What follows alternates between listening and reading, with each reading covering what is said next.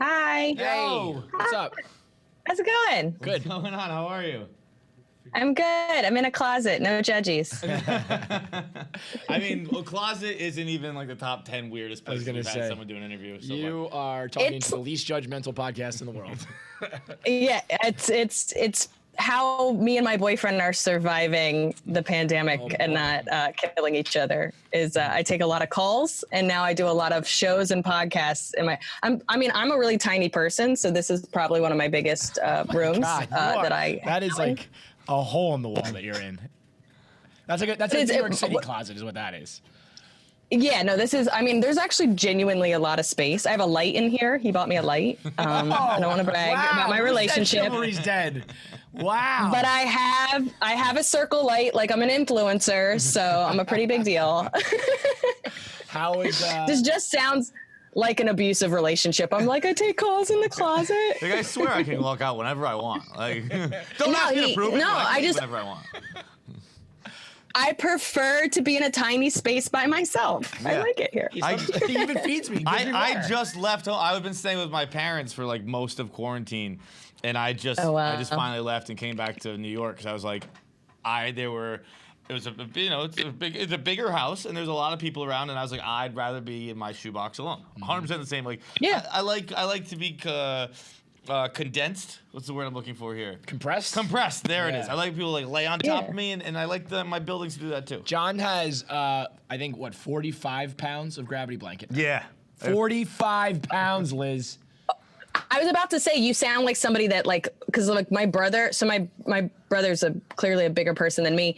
And I slept over and he was like, you need to try this blanket. And I go, Sam, I think I'm dying. Like, you don't understand. Like, I think 45 pounds is like almost half my weight. And he was like, no, I like it. I feel safe. And I go, I feel like I'm about to be murdered. And I can't, and like, it was like hurt. And I sleep on my side. So I was like, this whole side I was like, I can't do I literally was like, it caused me twice as much anxiety. I've always been a side sleeper, but then I become a vampire with it. You just cross the arms. that too. Yeah. You pull it back. Yeah. You just cross the arms. It's like you're in a coffin. It's fucking We are beautiful. so weird. Yeah. Speaking of, do you watch What We Do in the Shadows? No. What's that? Do you know? I don't even know it.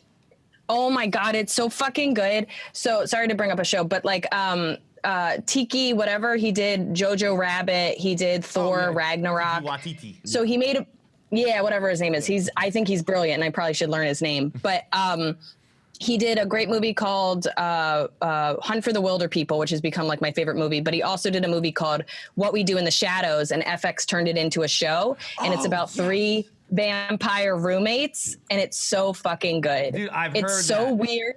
I totally It's forgot so about weird. it, and I've heard about that from people who like I trust with their TV. Is it like a comedy? Yeah, it's a comedy. It's supposed to be so 2 fun. seasons. It's like probably my favorite show that I've just like watched, like to the point where I'm trying to ration it so I don't like flood through it. But like, Oh, wow. it's You have really, more really good. self-control than I do. If I'm on a show, it's over in 2 days.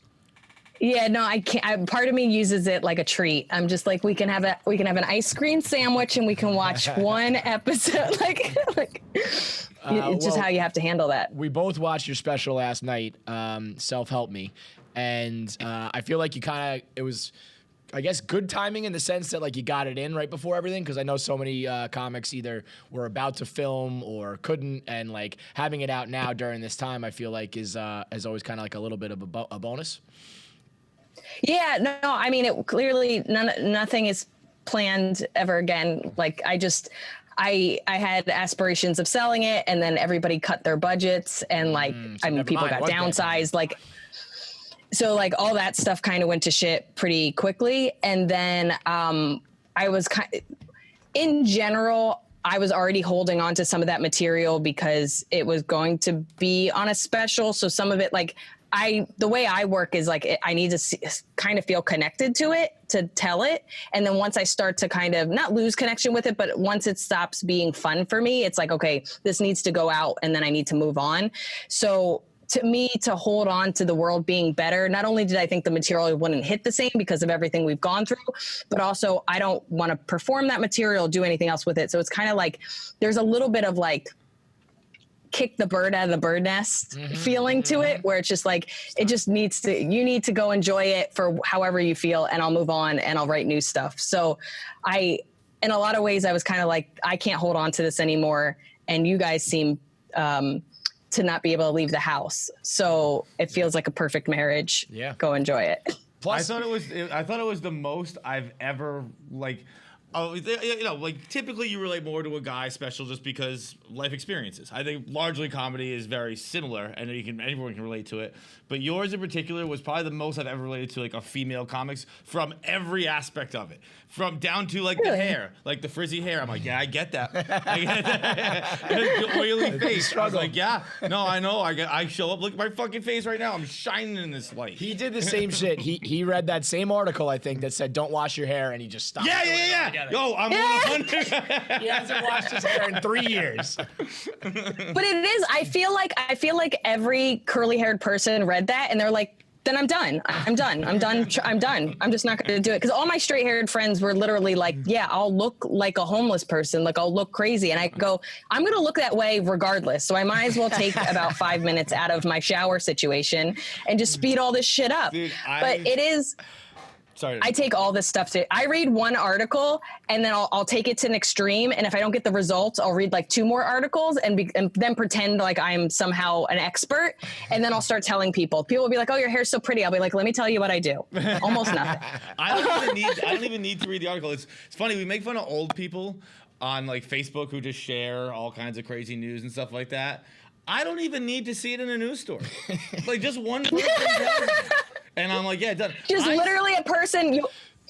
I like the idea that you overhear a conversation passing you, and they're just like, yeah, avocados are actually poison. And you're like, it's poison. I heard it on the street. That's it. Avocados are poison. Liz, I still don't eat almonds because when I was like 17 trying to lose weight, some guy in the gym told my dad that almonds make you hungrier. I haven't had an almond since like 2005.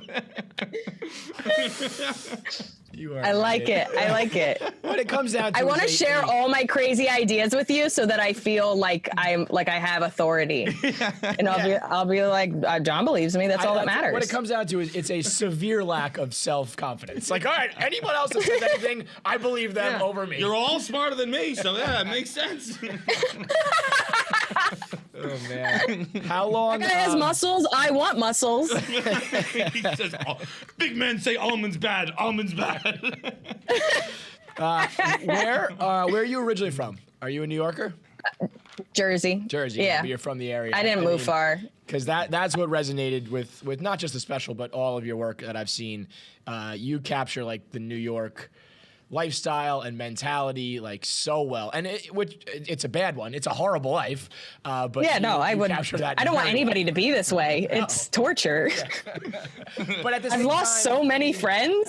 I don't know why. I've said this a million times. I don't know why I live here anymore. I don't know why I do it to myself. But at the same time, I'm also never gonna leave, and I know that. So it's like a weird self-punishment thing. Did you grow up in New York? Like, where did you? Yeah. Okay. Do you find, like, I find both my personality when I go to the West Coast and also my stand-up, there's a little bit of a disconnect. Mm-hmm. So, like, I have, like, an old kind of story. I did a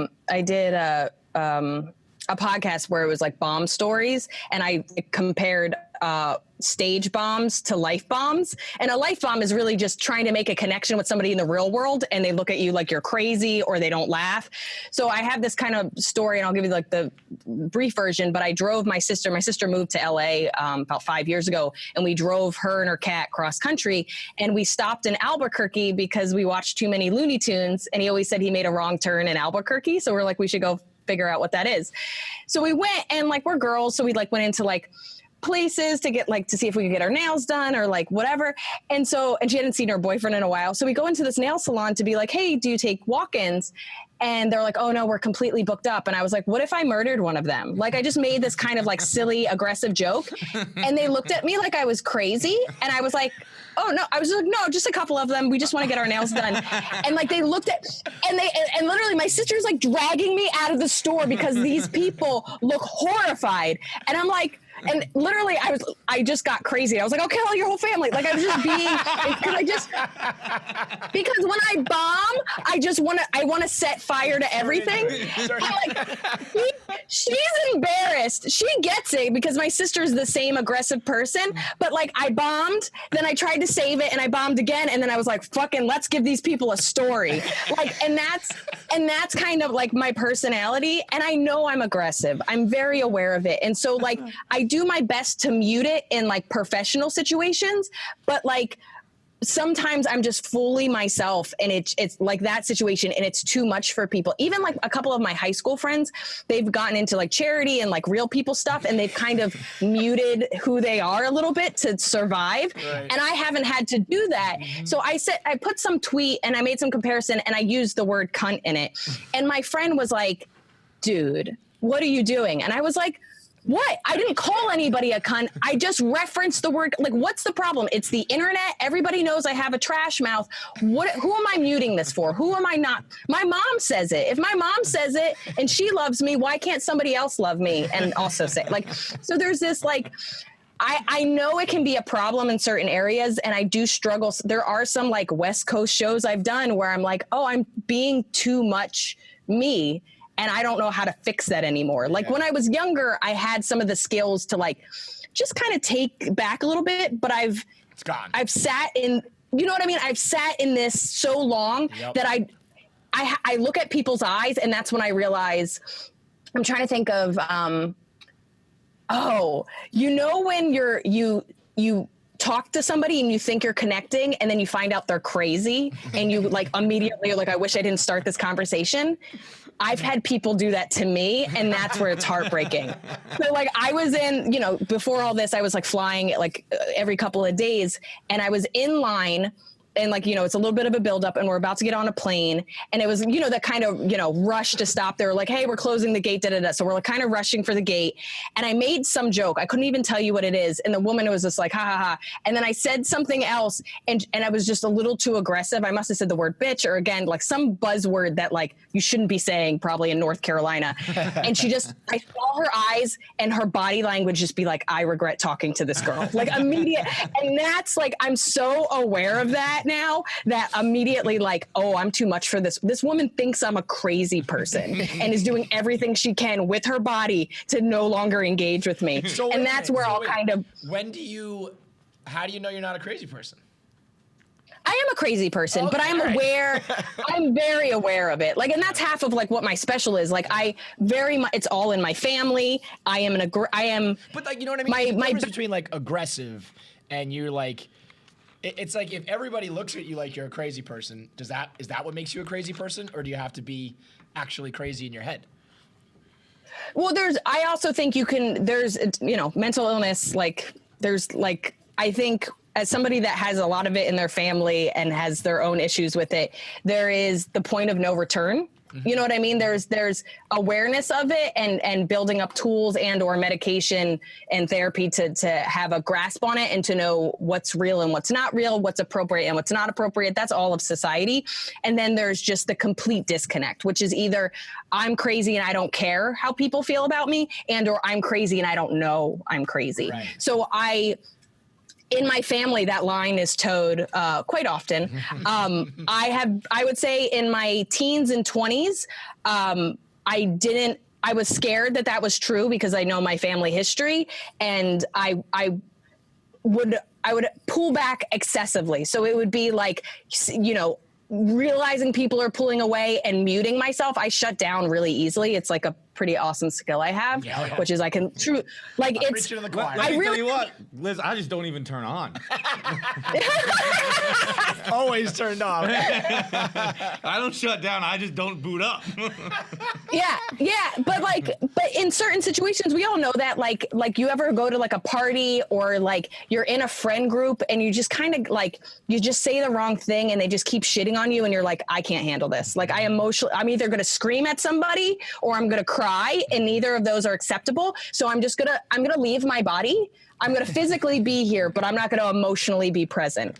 It is absolutely a skill of mine. Like people will be like, oh, are you upset? And I'd be like, not at all. And they'll be like, what are you thinking about? I'm like, nothing. Right. Like I know how to And don't get me wrong, it's like a way to avoid your feelings, and I don't recommend it. But in a situation like in an office where you can't do either of those, it's a great way to survive. Oh yeah. See, I disagree with the not recommending it, because like, look at us, look where we are. Oh yeah, we're in closets and we're fucking depressed. No big deal. We're doing fantastic, I think. If you had told Liz 15 years ago, like, hey, if you just shut down whenever you're a little bit sad, eventually you'll have a special with like 200,000 views now at least, you'd be like, I'll take that. That's a good trade. That's controlled. So like in my mind, you know, I definitely was a bottle it up, and like some of my earlier stuff, I talk about having meltdowns, and like certain people have seen them and certain people haven't. So some people have only heard me talk about my meltdowns, and some people have been present for my meltdowns. And there's a friendship shift when somebody sees you have a meltdown. And so like I have this old joke, I'm probably gonna butcher it, but I go, have you ever had a meltdown so bad you have to become friends with the person that saw it? Yeah. You know what I mean? Like, you're inner circle now. And like, you have to ride this out together. And that was written by one specific comic that saw me have a full meltdown. And he was like a peer, like somebody I would see and we would be friendly. And then he saw me have a full meltdown, and I am so nice to him. Yeah. I mean, so nice. What are we talking about meltdown? Like, was it an anger outburst, a sad outburst, or what is it? I was crying and screaming, just being like, fuck this business, fuck everybody in it, fuck it, like, just like, but like almost like true, either like it would be a combination of only your best friend was watching it / nobody was seeing it. And that's how like and like who knows what the fuck I said. It's just like, it's that inability to mute yourself and that inability to understand your surround. Like my mom used to do it, like this the world is too much for you. All your feelings are too much, and you let it out. It's not a choice. You're not like, I'm going to have a meltdown in a Whole Foods. It's just like, this is where it's happening, everybody. Sorry.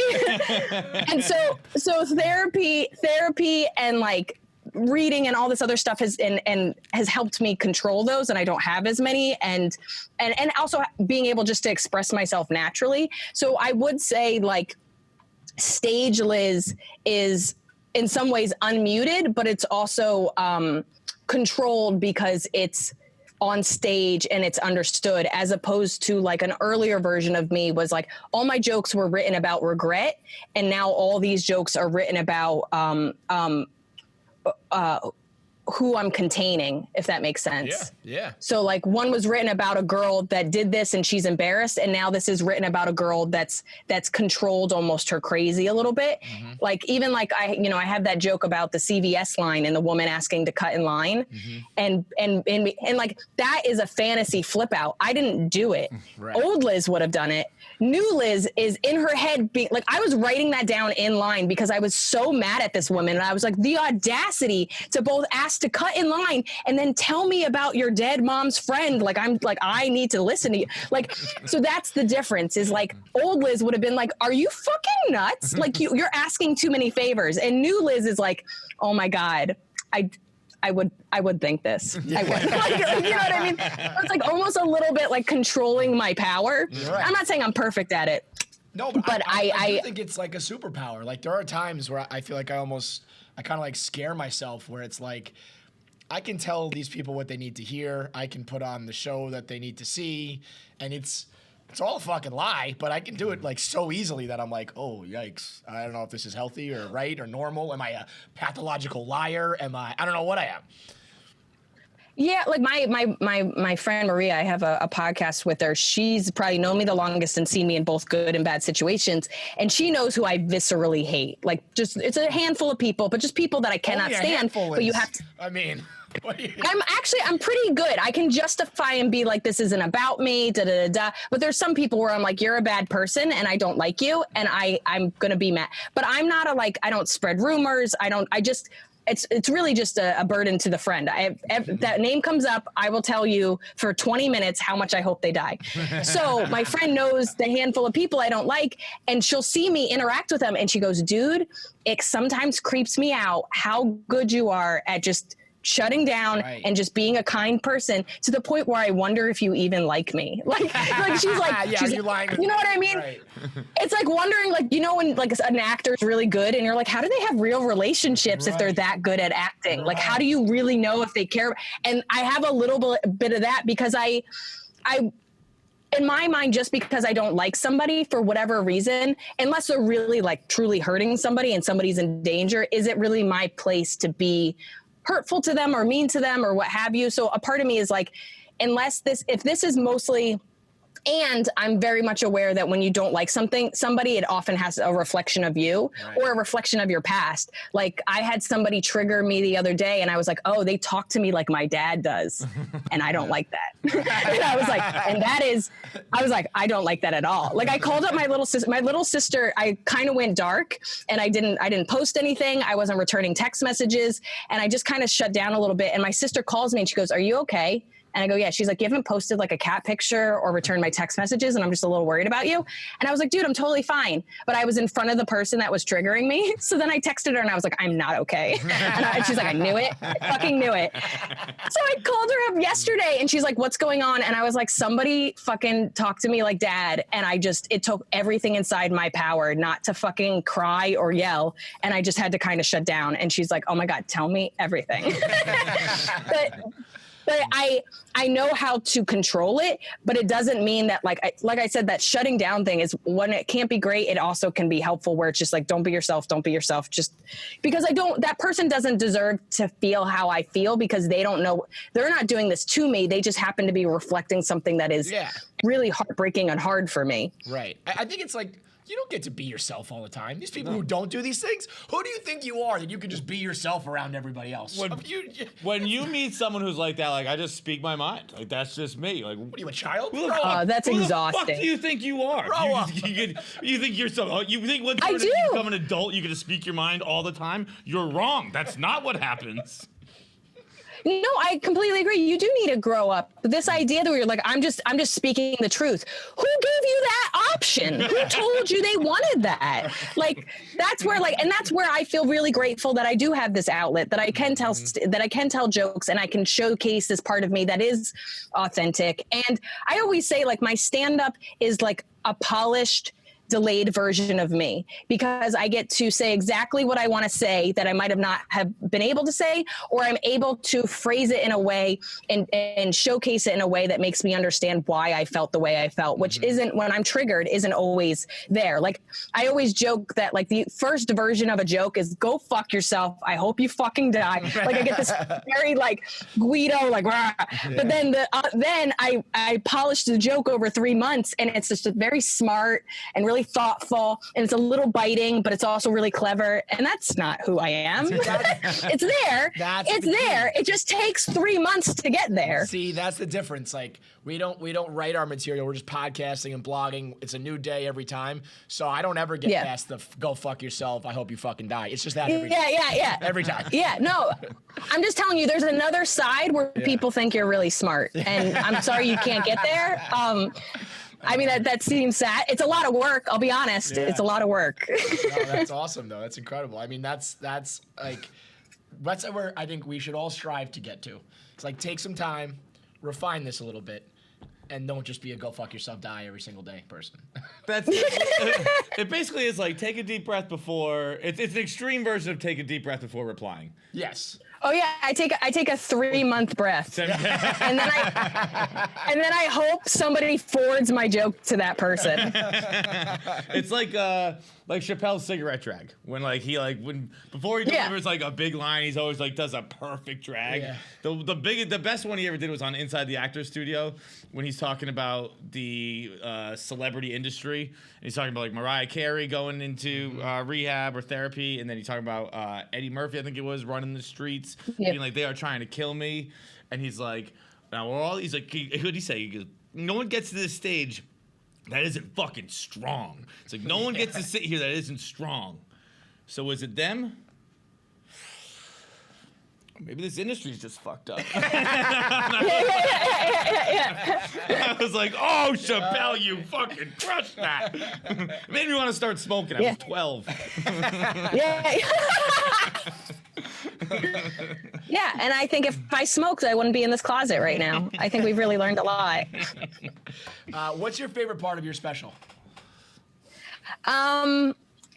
Honestly, it's not labeled a miscarriage joke, but it is my miscarriage joke. So good. I was gonna say that was the one while we're talking about the 3 months. That was the one where you're like, that one took a long time to refine. Yeah. Right. Well, what's interesting about it is I did say that to my friend. Like that's 100% what I said in the moment. And we've been friends since we were 14. So she has a really dark sense of humor, and all that stuff is pretty much true. And it just came out. And this is the thing, is that filter is a little broken. So I say things, and I'm grateful that like my sister gets me and my friends get me. And even if I miss the mark, they're still going to love me. Mm-hmm. So even though that actually happened and that phrasing came out exactly how it was, the shaping of it so that people were on my side when I finally say it took work. Yeah. And so I had to just kind of like keep moving it and pushing it and changing. Like I remember the beginning, it was at the end, and the end was at the beginning. Like I had to do so much reframing so that there's definitely people that think I'm a monster, but people understood that this was okay. This was a joke between us, and that I'm not that I don't believe it, but like, they understood the character or who I am as a person, that it's a joke, if that makes sense. For sure. I mean, that means everything. Yeah, because I would never, I'll say this, I've had people flat out in the comments go, I love this, but I hate the abortion jokes, or everything was great except for these abortion jokes. And I go, thank you so much for being able to see past something you're uncomfortable with. And I'm never going to tell people they can't be uncomfortable. But I'm never going to mute how I feel about stuff, and I'm never not going to joke about things that are taboo, because I think the more you talk about them in any frame, good or bad, I think even people that say things shitty, there's value to it because you learn from it and you viscerally go, I don't like the way they're saying that, and I'm going to do what I can to be the other side of it. Right. But the more you talk about something, the more it gets discussed and the more people understand it. And it's not this deep, dark cloud that we're hiding from people.